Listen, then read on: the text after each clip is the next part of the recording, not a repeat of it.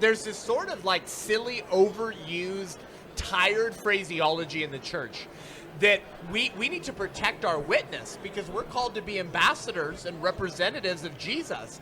And when the church starts getting involved in like political stuff, that compromises our witness to the sodomite pagan culture. And so for the sake of souls and evangelism, let's not contend in anything that the culture defines as political. I think that is one of the greatest deceptions from the enemy in the church today. We were told to be fruitful and multiply, fill the earth and subdue it, exercise dominion. In those 4 Bible verses in Genesis 1, we're actually the word dominion's used twice.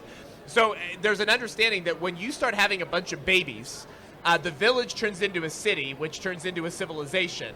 And you're called to exercise dominion over that. You're not called to just extricate yourself from the cultural and political affair and let people who hate God pass all the laws and build the infrastructure. We as Christians are actually called to make the things that God created flourish for his glory and a testament to his creation that he is ruling and reigning. And so I think the church is starting to remember this dominion cultural mandate we were given. But until we overcome that, I think, demonic lie, that Jesus is king of your heart and king of your home, but apparently not the king of the public square, has been the most demonic lie that has created such an impotent and irrelevant church to the culture. Seth Gruber joining us today here on the Meeting House on Faith Radio from the White Rose Resistance panel member. Multiple panels here at NRB, National Religious Broadcasters 2026 in Nashville. And you're talking about the church and its involvement in the political system. It only makes sense. Okay, so we have a choice. Do we want people that share our viewpoint, our worldview? Do we want them making the laws?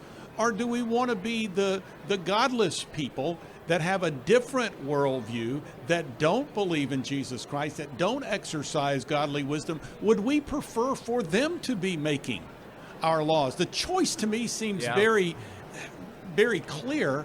However, there are those that spread this untruth, basically, that, well, Christians shouldn't be involved in politics, whatever that means. And then some of those same people are taking part in politics by embracing ideas that are anti-biblical while still saying that the church shouldn't be involved in politics. I'm so confused. Yeah, so Tom Holland, who's a agnostic historian and Brit, wrote a book called Dominion a few years ago. And his entire argument, surveying world history essentially, is that all of our language, our liberties, our laws, and even our phraseology all comes from a Christian worldview. Concepts like the rule of law, the sanctity of life, the freedom of the individual. He says these didn't come from ancient Greek and Roman philosophers. These come from the New Testament. And his argument as a non-Christian is basically, if I can summarize it, hey, you stupid liberals and leftists, even when you use language like human rights, justice, you wouldn't even have a concept of the prevalence and power of those phrases and concepts if it weren't for the Christianity that you so despise. That's basically the whole premise of his book.